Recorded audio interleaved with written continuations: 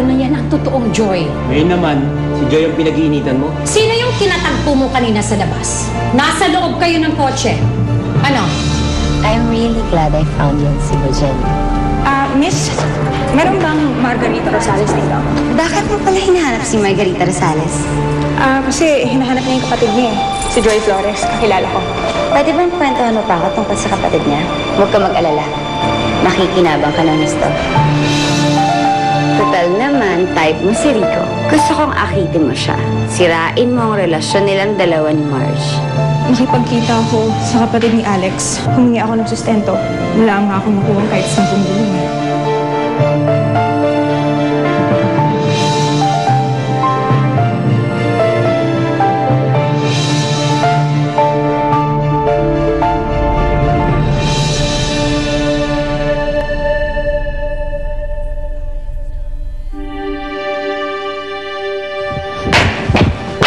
Hi, Dad.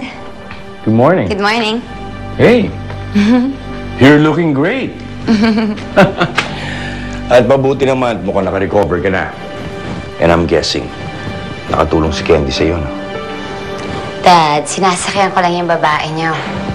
But I have to admit, she's amusing and helpful. Good. At least now, makakabalik ka na sa dati mong buhay. At makakapag-focus ka na kay Rigo. Pero Iya, please make your move. Dahil habang tumatagal, lalong lumiliit ang tsansa mong mabawi si Rigo. Make your move. Dad, relax. Hindi mo lang alam kumikilos na ako. Gumagawa ako ng paraan para mabawi ko si Rico. At hindi lang yun. Gumagawa rin ako ng paraan para masira ako ng tuluyan si Marge. Come on. Join me for breakfast. Sit down. Thanks, Dad. Okay. Donalyn, maglabas ka nga ng breakfast dito para kay Aurora. Saan mo nakuha ito? May tinatago ka ba sa akin? Ate, tulong po to ng kaibigan ko. Kasi hindi po ako nakakuha ng tulong sa kapatid ni Alex. Kaya gumawa po ako agad ng paraan.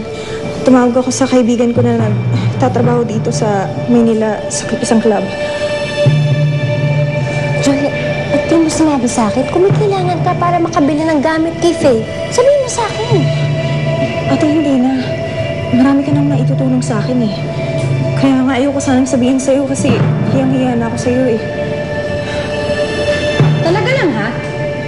Nay! Marge, ikaw nang bahala dyan sa Joy na yan. Baka kasi sabihin mo naman, kontrabida na naman ako sa kanya. Diba? Nagsisinungaling, halatang-halata, hindi nakakatingin sa mga mata ng kausa. Ate, sorry. Nagkakaproblema na naman kayo dahil sa akin.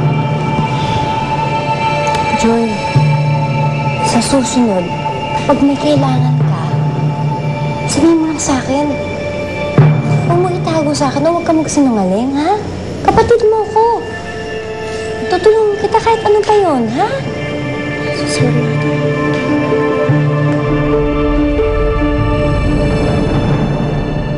Mabait pala tong si Marge. Masyadong mahabang pasensya.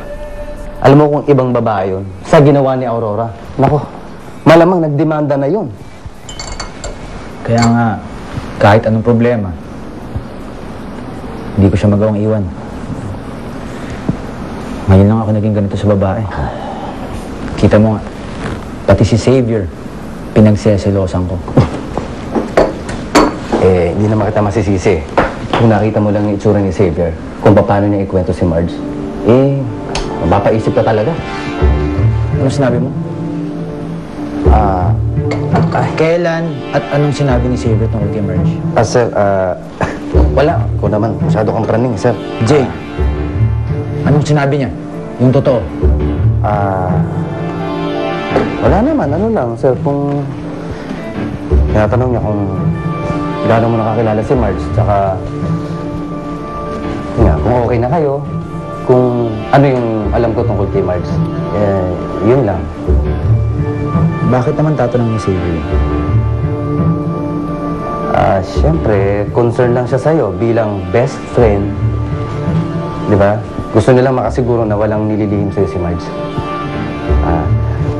Sir, labas lang ako Labas.